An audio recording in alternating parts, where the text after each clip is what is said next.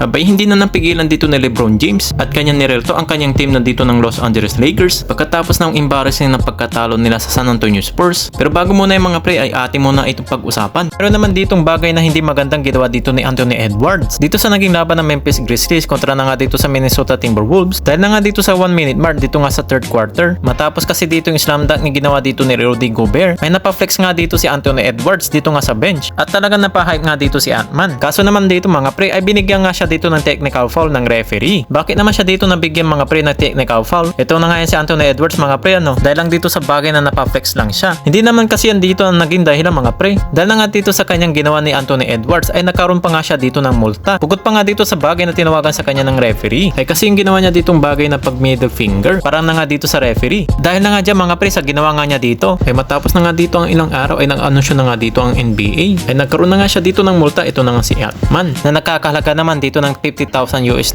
Kung sa Philippine peso naman ito mga pre ay nasa 2.8 million pesos. Medyo weird na rin kasi dito yung mga referee dahil bigla-bigla na lang dito tumatawag ng technical foul itong official dito na nga sa mga players na ito dahil nagiging sobrang babaw na nga nila dito mga pre ay bigla-bigla na lang dito nilang tinatawagan ng technical foul kaya ayan tuloy ang mga nagiging reaksyon dito ng mga players dahil na nga dito sa mga ibang official na ito. Giniwin ng mga pre ay pag-usapan na nga natin itong si LeBron James ang pagre-real talk na nga niya dito nga sa team ng Los Angeles Lakers patapos nga ang kanila ditong embarrassing loss kontra na nga dito sa San Antonio Spurs. And well, ang fair clearing na nga dito ng pagkakamali ng Los Angeles Lakers. Sa labang yan, kaya nga sila dito natalo. Pagdating na nga dito sa final fourth quarter, ang kanila na dito naging mga turnovers. At ito naman si LeBron James, ang kanya ditong hinighlights. Wala na nga ibang ito nga si Victor Wembanyama. Ay retirar daw na giraffe dahil nga dito sa kanyang taas. At talagang mahihirapan ka makashoot mula nga dito sa ring. Kapag siya na nga dito ang nagbantay nga sa'yo. At pati na rin dito ang kanyang malagamay na octopus ay isa sa naging sanghin na nga dito ng kanyang turnovers. At kanya naman sinabi na hindi naman siya dito dapat sisihin ng pagkatalo dito ng Lakers. Ang dahil na nga dito sa kanyang 7 turnovers. At sinabi niya rin dito mga pre ay itong mga Lakers players ay dapat magkaroon pa dito ng vocals na malabo nga sila ditong manalo ng klaseng ganitong performance ng LA Lakers. At atin na nga ditong pakinggan mga pre ang sinabi na nga dito ni LeBron James ng kanilang mga embarrassing nga dito ng kanilang mga turnovers. Sanghingan nila dito ng pagkatalo. Ito pakinggan na nga natin dito mga pre. This team is absolute cheeks, man. I'm about to tear up this whole damn dressing room. There is no way we got blown out by that octopus Victor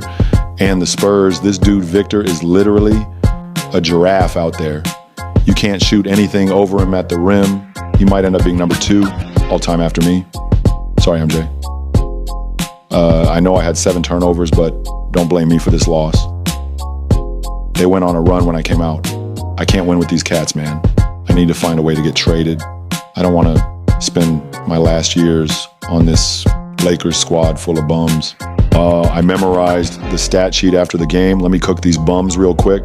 At dagdag pa nga dito ni LeBron James, ito nga si Austin Reeves ay talagang hindi napigilan dito ni LeBron James ang kanyang pagre-real talk. Ang dahil na nga dito sa ginawa ni Austin Reeves na 4 out of 14 na 3 dito sa kanyang naging performance na nakanilang naging sanhin ng embarrassing na pagkatalo kontra na nga dito sa San Antonio Spurs. At atin na nga itong pakinggan mga pre.